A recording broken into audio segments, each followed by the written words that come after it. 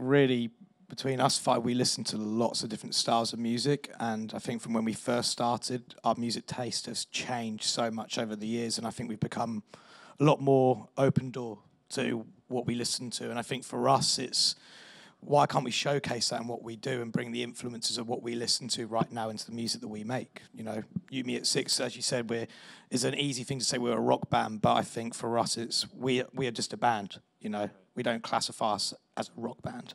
All the streaming platforms have kind of opened it up for people to listen to whatever they want to listen to as well. Like I remember when we were growing up, you could even look at someone and be like, oh, I bet they like this kind of music or they like that kind of music. Whereas now, everyone seems to listen to a bit of everything. And that gave us the freedom to just really express however we wanted to, you know? Yeah. So it was really good fun. It's funny you talk about how like streaming has sort of leveled the playing field, because in so many ways, like genre used to almost be tribal. You know what I mean? Yeah. Like yeah, you were part of that team. Right. Like if you were, I listened to this. If you listened to Britpop or you listened to Oasis, like you could not listen to the Spice Girls, dude. No, that was like, at least not like you wouldn't tell your mates. Well, yeah, that's what I mean. Not publicly, but now. Yeah, behind closed doors, you got Spice World on the TV player. Oh, yeah. But I mean, now you could listen to a record and actually, funny enough, like hear influences from both of the bands we just named there. Yeah. Take me back to 2004 when the band started, just like painting me the picture of, you talk about not being as open to other forms of music. I mean, what were you guys listening to and inspired by when you started this as teenagers? Lots of American bands. Lots of American bands. Really? Yeah. I mean, I think I only sort of got into like Oasis and the Arctic Monkeys when I was like 23, 24. So when I was growing up, it was all about a record label called Drive Through Records. We listened to a lot of the bands from that.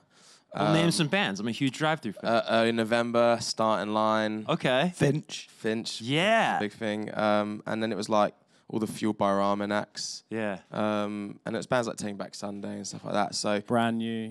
Yeah. So those sort of bands sort of shaped not only like our friendship group, but basically the scene where all of our mates' bands are playing as well. They all wanted to play that music. So, it was kind of... And then obviously you got the bands like Blink-182 and Green Day and stuff like that. But yeah, so a lot of our early stuff is just us trying to emulate those sounds and those artists, because we just didn't know what else was out there, really. Do you know what I mean? Also, we were young. We were like 14, 15, and you're very impressionable by who you look up to, and you just go, I want to do that. Yeah. I want to recreate that. And then I think over the years we kind of started copying that and then finding our own sound between us five and what we can do between us. Well, you talk about like being 14, 15, Brand New, Taking Back Sunday, Finch. I mean, that's capturing the essence of being 14. So it makes a lot of sense of just why you guys would love those bands. Was there an equivalent to that scene in the UK, though? I find it fascinating that a bunch of guys from the UK were...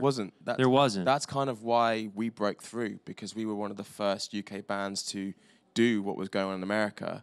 And I think that's what got us noticed by like the British press, because a lot of the other British bands that were coming through that time, the likes of Ent Shikari or Bring the Horizon, they were playing like the heavy stuff.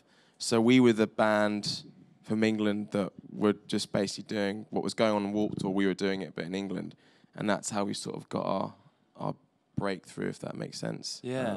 And it just went from there, really. Has it ever been easier for a traditional alternative or rock act to make a pop record? You mentioned Bring Me the Horizon. They just made a song called Medicine, which is just like an unapologetic pop song. Yeah. I just feel like, we're talking about 2004. I feel like you'd be laughed out of the building if you made music like that back then and you were trying to be part of that scene. But do you guys feel sort of, you talked about, again, streaming leveling the playing field, but it must be somewhat liberating just as artists. Take away genre, take away tags and labels.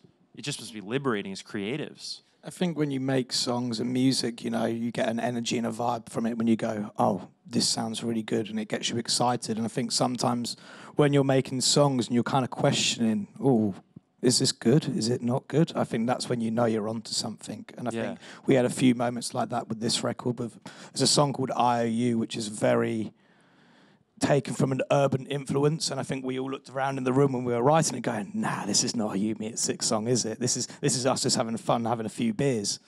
And then it turned into a You Me at Six song. So